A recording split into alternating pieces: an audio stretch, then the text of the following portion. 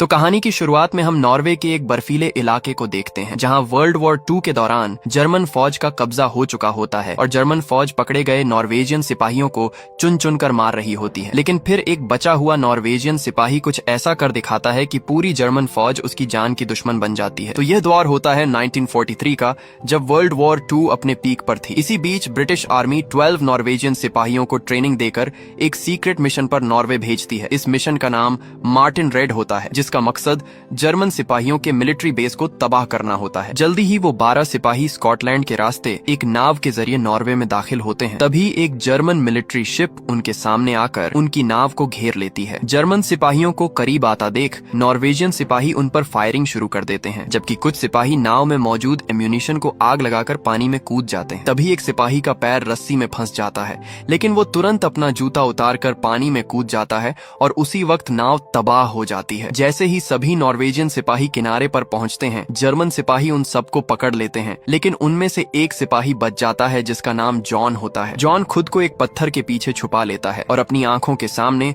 अपने सभी साथियों को जर्मन कैद में जाता हुआ देखता है। तभी जॉन की नजर बोट पर रह गए बैग पर पड़ती है, जिसमें मिशन पर आए सभी 12 सिपाहियों की सीक्रेट जानकारी होती है। जॉन उस बैग को हासिल करना चाहता है, लेकिन उसी समय वो बैग एक जर्मन सिपाही के हाथ लग जाता है। यह देखकर जॉन वहां से तुरंत भाग निकलता है, लेकिन जर्मन सिपाही जॉन को देख लेते हैं और उसे रोकने के लिए उस पर फायर करते हैं। जॉन भी जवाब में फायरिंग करके 2 जर्मन सिपाहियों को मारकर वहां से भाग जाता है, लेकिन एक जर्मन गोली जॉन के पैर को बुरी तरह घायल कर देती है और खून तेजी से बर्फ पर फैलने लगता है। जर्मन सिपाही खून के निशानों का पीछा करते हैं, लेकिन जॉन उन्हें चकमा देकर वहां से दूर निकल आता है। जल्द ही रात हो जाती है और जॉन अपने घायल पैर को देखता है, जिसकी हालत बिल्कुल अच्छी नहीं होती। जर्मन सिपाही जॉन को पकड़ने के लिए रात में भी फ्लेयर गन की रोशनी में उसकी तलाश जारी रखते हैं। तभी जॉन देखता है कि जर्मन सिपाही उसके करीब आने लगे हैं, इसलिए खुद को बचाने के लिए वो एक मुश्किल फैसला करता है। जॉन नॉर्वे की जमा देने वाली ठंड में नदी के ठंडे पानी में उतर जाता है और खुद को छुपाते हुए तेजी से जर्मन सिपाहियों से दूर जाने लगता है। ठंड इतनी बढ़ जाती है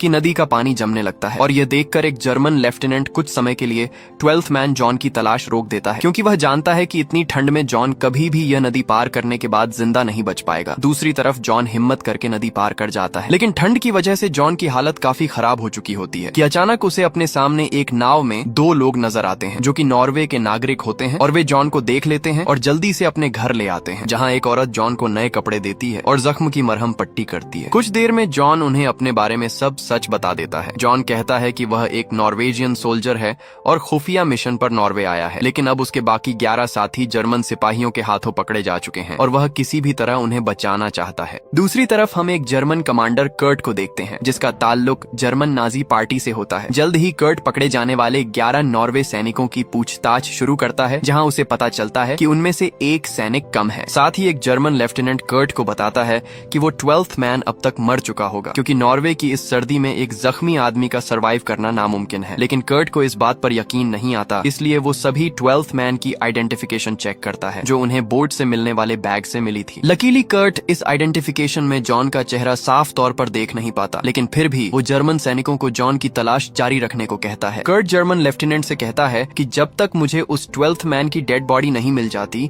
मैं उसे ढूंढना बंद नहीं करूंगा। इसलिए वो जर्मन सैनिकों को नॉर्वे के मेडिकल पॉइंट्स और नर्सेस के घरों की तलाशी लेने का ऑर्डर दे देता है। दूसरी तरफ जॉन भी कुछ दिनों में लोकल्स की मदद लेकर आगे बढ़ने लगता है, जहां एक आदमी जॉन को एक बूढ़ी औरत का पता देता है जो पहले एक नर्स रह चुकी होती है और जॉन की आगे बढ़ने में मदद कर सकती है। इसलिए जॉन छुपते छुपाते उस बूढ़ी औरत तक पहुंच जाता है और जॉन को देखते ही वो बूढ़ी औरत उसे घर के अंदर ले जाती है और उसके जख्मी पांव की पट्टी करके उसे खाने में मांस दे देती है। इसके बाद वह जॉन को नॉर्वे का मैप देते हुए एक फैमिली से मिलने को कहती है। अचानक वहाँ कुछ जर्मन सिपाही आ जाते हैं, जिन्हें देखकर जॉन तुरंत छुप जाता है। जर्मन सिपाही बूढ़ी औरत से जॉन के बारे में पूछते हैं, लेकिन बूढ़ी औरत उन्हें जॉन के बारे में कुछ नहीं बताती, इसलिए जर्मन सिपाही कुछ ही देर में वहां से चले जाते हैं। दूसरी तरफ हॉस्पिटल में जॉन के एक साथी को बहुत बुरी तरह टॉर्चर किया जा रहा होता है ताकि वह जर्मन्स को अपने सीक्रेट मिशन और 12th मैन यानी जॉन की इन्फॉर्मेशन दे दे, लेकिन नॉर्वे का सिपाही अपना मुंह नहीं खोलता। यह देखकर जर्मन लेफ्टिनेंट कर्ट को सभी 12th मैन की मौत कंफर्म करके हिटलर को रिपोर्ट करने को कहता है, लेकिन कर्ट ऐसा करने से साफ इनकार कर देता है और पकड़े जाने वाले नॉर्वे के सिपाहियों पर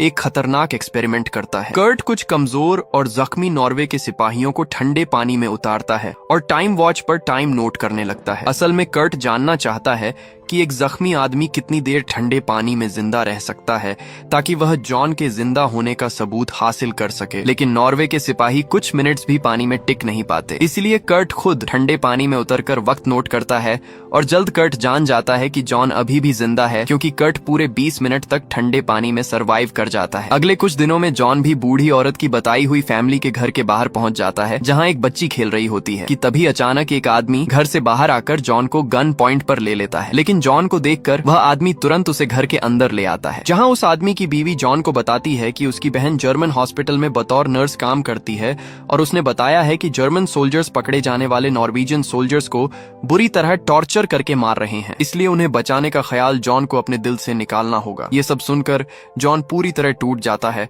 और रोने लगता है, क्योंकि जॉन जानता है कि उसके साथी जॉन को बचाने और मिशन को पूरा करने के लिए अपनी जानें दे रहे हैं। इसी समय वही छोटी बच्ची जॉन के पास आकर उसे एक चार्ट देती है, जो कि एक हाथ से बनाया हुआ मैप होता है, जिसे उस बच्ची ने खुद बनाया था। इसके बाद वह बच्ची जॉन को मैप से स्वीडन जाने वाला रास्ता दिखाने लगती है। अपने लिए बच्ची का इतना प्यार देखकर जॉन मैप अपने पास रख लेता है। उधर कर्ट को जब बचे हुए नॉर्वेजियन सोल्जर से कोई जानकारी नहीं मिलती तो वह उन सबको एक जगह लाकर लाइन में खड़ा कर देता है। यह देखकर सभी कैदी समझ जाते हैं कि अब उनके साथ क्या होने वाला है, लेकिन फिर भी वे अपने कमजोर और घायल शरीरों के साथ डटकर खड़े रहते हैं कि अचानक पीछे से जर्मन सोल्जर्स उन पर फायरिंग करके सबको मार डालते हैं। जिसके बाद पास खड़ा जर्मन लेफ्टिनेंट कर्ट से कहता है कि उन्होंने नॉर्वे के हर घर की तलाशी ले ली है, लेकिन उन्हें वह 12th मैन नहीं मिला। इसलिए अब कर्ट को 12th मैन की मौत डिक्लेयर करके रिपोर्ट हिटलर को भेज देनी चाहिए, लेकिन कर्ट अब भी अपनी बात पर डटा रहता है। दूसरी तरफ जॉन के दिल में एक ख्याल आता है और वह मैप से बच्ची का सिग्नेचर रिमूव कर देता है और जल्द ही जॉन एक फिशरमैन के घर पहुंचता है और उसे नाव के जरिए स्वीडन की बॉर्डर तक ले जाने को कहता है, जिस पर वह फिशरमैन जॉन को अपनी नाव में स्वीडन की बॉर्डर तक ले जाने लगता है। रास्ते में जॉन देखता है कि उसके पैर का घाव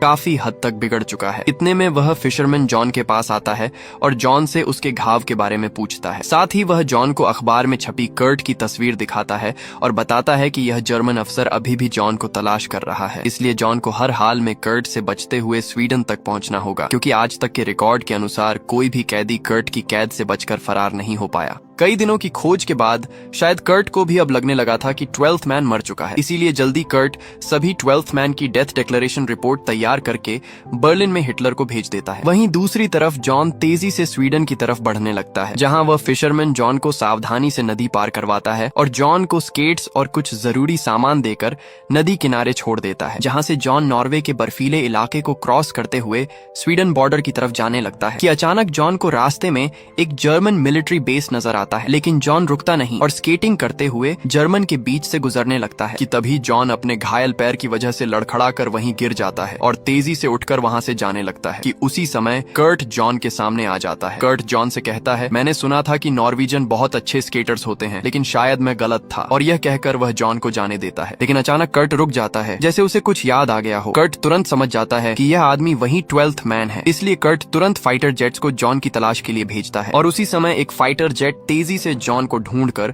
उस पर फायरिंग शुरू कर देता है। लेकिन जॉन फायरिंग से बचते हुए तेजी से आगे बढ़ने लगता है, लेकिन बहुत देर हो चुकी होती है। अचानक फायरिंग की वजह से तेजी से एक एवलांच जॉन की तरफ बढ़ने लगता है और पूरा इलाका बर्फ से ढक जाता है और जॉन उस बर्फ में दब जाता है। यह देखकर फाइटर जेट पायलट जॉन की मौत का यकीन करके वापस चला जाता है। कुछ देर बाद जॉन बहुत बुरी हालत में बर्फ से बाहर निकलता है। जॉन का चेहरा और बॉडी बुरी तरह घायल होते हैं, लेकिन किस्मत से जॉन जिंदा बच जाता है। दूसरी तरफ कर्ट को जॉन की डेथ के बारे में इन्फॉर्म किया जाता है, लेकिन कर्ट यकीन नहीं करता और एक सर्च टीम को तुरंत जॉन की डेड बॉडी ढूंढने का ऑर्डर दे देता है। लेकिन सर्च टीम को जॉन के स्केट्स के अलावा बर्फ से कुछ नहीं मिलता। दूसरी तरफ जॉन की हालत तेजी से खराब होने लगती है, लेकिन वह हिम्मत नहीं हारता और आगे बढ़ने लगता है, क्योंकि जॉन जानता था कि अगर वह एक पल के लिए भी रुका तो मार दिया जाएगा। जल्द ही जर्मन सिपाही इलाके में जॉन को ढूंढते हुए एक घर के बाहर पहुंच जाते हैं, जहां हम मैक्स नाम के एक आदमी को देखते हैं जो अपनी बहन अलीना और फैमिली के साथ रहता है। जर्मन सिपाही जब मैक्स से जॉन के बारे में पूछताछ कर रहे होते हैं तो मैक्स की नजर सामने से आते जॉन पर पड़ जाती है, लेकिन मैक्स चुप रहता है और जर्मन सिपाही भी जॉन को देख नहीं पाते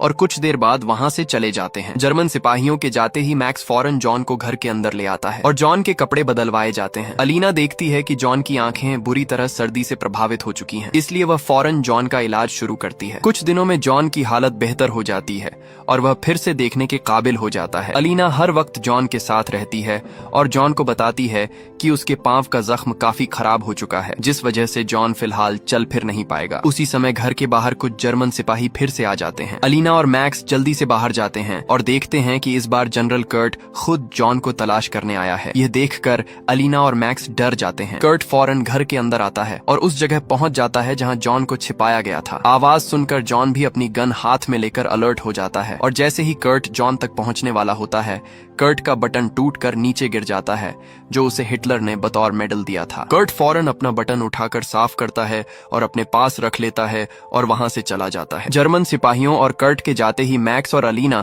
जल्दी से जॉन को स्ट्रेचर पर डालकर अपने घर से दूर एक खुफिया जगह पर ले जाते हैं, जहां मैक्स जॉन को कुछ कपड़े और खाने पीने का सामान देता है ताकि जॉन कुछ दिन उसी जगह पर छिप कर रह सके और मौका मिलते ही मैक्स जॉन को स्वीडन के बॉर्डर पार करवा दे। दिन गुजरने लगते हैं। एक रात जॉन जब सो रहा होता है तो जर्मन सिपाही उसे ढूंढ निकालते हैं, लेकिन असल में यह एक सपना होता है। अकेला और तकलीफ में रहने की वजह से जॉन को इल्यूजन होने लगते हैं, जिनमें वह कभी खुद को डांस करता देखता है और कभी खुद को जर्मन कैद में पाता है। इन्हीं हालात में एक रात जॉन सपना देखता है कि उसके पांव में गैंग्रीन हो गया है और इन्फेक्शन टांग तक पहुंचने वाला है। यह देखकर वह फौरन डर के मारे जाग जाता है और अपने पांव को देखता है जो हकीकत में गैंग्रीन का शिकार हो चुका था। पांव की सारी उंगलियां गल चुकी थीं और जख्म से तेज बदबू उठ रही थी। जॉन जानता था कि अगर इन्फेक्टेड हिस्सा पांव से अलग ना किया गया तो वह अपनी पूरी टांग खो सकता है, इसलिए वह अपने पांव की उंगलियां काटने का फैसला करता है। कुछ देर में मैक्स के दिए गए चाकू से वह अपने पांव की उंगलियां काट डालता है। दर्द की तीव्रता इतनी होती है कि जॉन बर्दाश्त नहीं कर पाता और चीख उठता है, फिर बेहोश हो जाता है। अगले दिन मैक्स अपने साथियों के साथ जॉन के पास आता है। मैक्स देखता है कि जॉन बेहोश है, वह उसे होश में लाता है। जब मैक्स की नजर जॉन की कटी हुई उंगलियों पर पड़ती है तो उसका दिल दहल जाता है और वह जॉन को हिम्मत देता है। मैक्स जॉन से कहता है कि उसकी तकलीफें जाया नहीं जाएंगी। इसके बाद मैक्स अपने साथियों के साथ जॉन को पूरी तरह कवर करके कश्ती के जरिए एक खुफिया जगह पर ले जाता है। तभी वहां एक जर्मन पेट्रोलिंग जेट आ जाता है, जिसे देखकर सब छिप जाते हैं और जेट के जाते ही तेजी से जॉन को पहाड़ के ऊपर ले जाकर एक पत्थर के अंदर छुपा दिया जाता है। साथ ही मैक्स जॉन से कहता है कि 2 दिन बाद उसका एक दोस्त यहाँ आएगा और जॉन को स्वीडन के बॉर्डर पार करवा देगा, तब तक जॉन को यहीं रहना होगा। ये सुनकर जॉन मैक्स का शुक्रिया अदा करता है और कहता है कि वह इन सब का यह एहसान कभी नहीं भूलेगा। दिन रात गुजरने लगते हैं और जॉन मैक्स के दोस्त का इंतजार करने लगता है। एक दिन जब मैक्स और अलीना काम कर रहे होते हैं तो मैक्स के पास एक आदमी आता है। ये मैक्स का वही दोस्त होता है जिसने जॉन को स्वीडन बॉर्डर पार करवाना था। मैक्स का दोस्त मैक्स को बताता है कि उसे उसकी खुफिया जगह पर जॉन का कोई नाम व निशान नहीं मिला, जिस पर अलीना और मैक्स बहुत परेशान हो जाते हैं। अलीना मैक्स के दोस्त को बताती है कि हम तो समझ रहे थे तुम अब तक जॉन को बॉर्डर पार करवा चुके होगे, लेकिन सच्चाई जानकर तीनों घबरा जाते हैं। उन्हें लगता है कि या तो जॉन पकड़ा जा चुका है या फिर उसे कुछ हो गया होगा। इसलिए मैक्स जल्दी से अपनी एक नर्स साथी के साथ उस खुफिया जगह पर पहुंचता है और बर्फ हटाने लगता है। अचानक मैक्स के हाथ रुक जाते हैं। उसे सामने जॉन नजर आता है जो बिल्कुल नीला पड़ चुका होता है। अचानक जॉन अपनी आंखें खोलकर मैक्स को हेलो कहता है। यह देखकर सबकी जान में जान आ जाती है। जॉन को फौरन बाहर निकालकर गर्म पानी और कुछ खाने को दिया जाता है। इसके बाद मैक्स और उसकी दोस्त जॉन को फिर वहीं छुपाकर वापस चले जाते हैं। मैक्स घर पहुंचकर अलीना को जॉन के जिंदा होने के बारे में बताता है।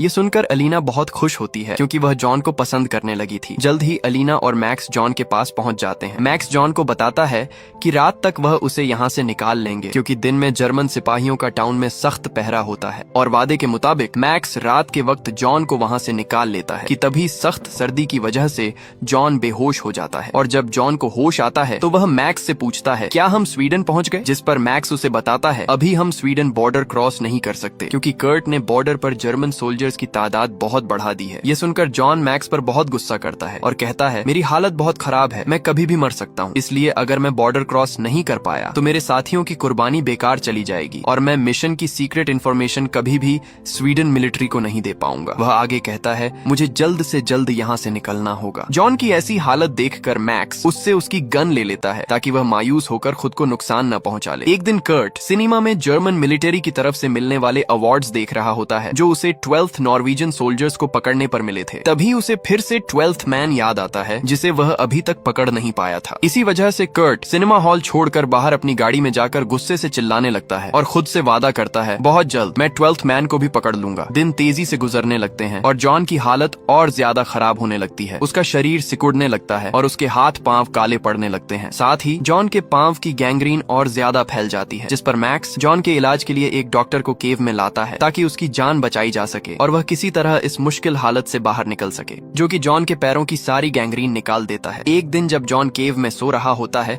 तो उसे सपने में वही छोटी बच्ची दिखाई देती है जिसने उसे स्वीडन जाने का नक्शा दिया था। वह बच्ची जॉन को तकलीफ में देखकर कहती है कि मैं जानती हूँ तुमने मेरा दिया हुआ नक्शा खो दिया है, लेकिन यकीन रखो बहुत जल्द तुम स्वीडन जाने वाला रास्ता ढूंढ निकालोगे। ये शब्द जॉन को हिम्मत देते हैं। तभी मैक्स डॉक्टर के साथ जॉन के पास आता है और उसे बताता है कि बॉर्डर पार करवाने का इंतजाम हो गया है। यह सुनकर जॉन बहुत खुश होता है और अपने कमजोर और घायल हाथों से डॉक्टर का दिया हुआ केक खाने लगता है। इसके बाद उसे स्लेज पर लिटाया जाता है, जहां मैक्स उसे उसकी गन वापस करता है और आखिरी अलविदा कहकर अपने दोस्तों के साथ भेज देता है। घर आने पर अलीना को जब जॉन के जाने का पता चलता है तो वह बहुत परेशान हो जाती है और उसे याद आता है कि उसने जॉन को एक रुमाल दिया था जिस पर उसका नाम लिखा हुआ था। कहीं वह रुमाल उस कॉटेज में तो नहीं रह गया जहां जॉन को छुपाया गया था। जल्द ही जॉन स्वीडन बॉर्डर के करीब पहुंच जाता है जहां बहुत सारे रेंडियर होते हैं। मैक्स का साथी जॉन को बताता है कि सुबह उसे एक ताकतवर रेंडियर के साथ बांधकर बॉर्डर पार करवाया जाएगा ताकि जर्मन सिपाही उसे देख न सकें। दूसरी तरफ मैक्स और अलीना छिपते छिपाते कॉटेज पहुंच जाते हैं और अलीना को अपना रुमाल मिल जाता है, लेकिन तभी जर्मन सिपाही वहां आ जाते हैं और उन्हें पकड़ लेते हैं। कर्ट भी वहां आता है और कॉटेज के अंदर उसे दीवार में फंसा जॉन के पैर का अंगूठा मिल जाता है, जो इस बात का सबूत होता है कि जॉन वहीं छुपा था। यह देखते ही जर्मन सिपाही मैक्स और अलीना को बुरी तरह मारने लगते हैं ताकि इन दोनों से जॉन का पता मालूम कर सकें, लेकिन मैक्स और अलीना अपना मुंह नहीं खोलते। अगले दिन जॉन को एक भारी रेनडियर की स्लेज से बांधकर तेजी से स्वीडन बॉर्डर की तरफ ले जाया जाने लगता है। इतने सारे रेनडियर में जर्मन सिपाही जॉन को देख नहीं पाते और जॉन तेजी से अपनी मंजिल की तरफ बढ़ने लगता है। तभी स्लेज की रस्सी खुल जाती है और जॉन रेनडियर से अलग होकर दूर जा गिरता है। स्लेज के अलग होते ही जर्मन सिपाहियों की नजर जॉन पर पड़ जाती है और वे उसे पकड़ने के लिए तेजी से उसकी तरफ जाने लगते हैं। यह देखकर जॉन जल्दी से खुद को घसीटकर एक चट्टान के पीछे ले आता है। अपनी मंजिल के इतने करीब आकर हार जाने की तकलीफ उस समय सिर्फ जॉन ही महसूस कर सकता था। इसीलिए जॉन खुद को खत्म करने के लिए तैयार हो जाता है, क्योंकि वह किसी भी हाल में जर्मन सिपाहियों की कैद में नहीं जाना चाहता था। वह अच्छी तरह जानता था कि अगर वह पकड़ा गया तो जर्मन सिपाही उसे यातना देकर मार डालेंगे। जॉन अब भी यह सब सोच ही रहा होता है कि उसके सामने कोई आ जाता है, जिस पर जॉन बुरी तरह डर जाता है। लेकिन जब जॉन की नजर सामने पड़ती है तो वह देखता है कि यह वही ताकतवर रेनडियर है जिससे जॉन की स्लेज बंधी हुई थी। जर्मन सिपाही भी जॉन के बहुत करीब पहुंच चुके होते हैं। जर्मनों की आवाज सुनकर जॉन तुरंत हिम्मत करके